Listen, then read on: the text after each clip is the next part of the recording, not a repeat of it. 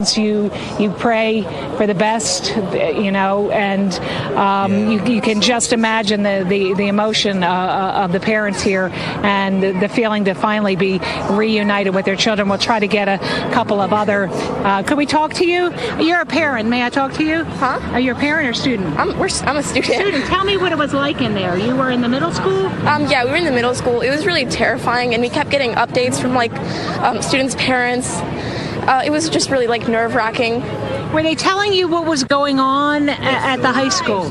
No, we were just told to be silent and stay in the same place. Mm-hmm. Yeah. And did anybody have any idea that there was some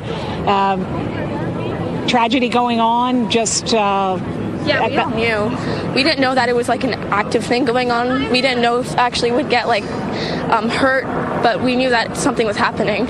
So your teachers told you that there was a shooting at the high school? They just went on the announcement and said code red. And then we got the rest of the information from parents, news sources, online.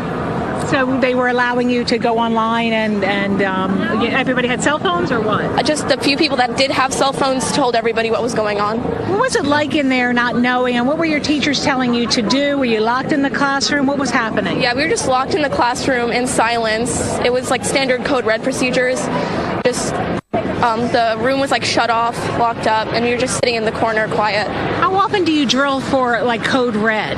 Oh, I don't think it's very often. I know we did one this year, but I don't think it's very much. And code red refers to just what? I think active shooter, active threat in the area. Mm-hmm. And so when is normal dismissal at this middle school? It's at 3:45.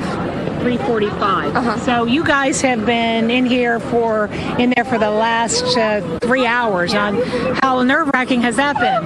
It was relieving after we found out that we were safe, but we just had to. Glad you're safe. Thank you for talking to us.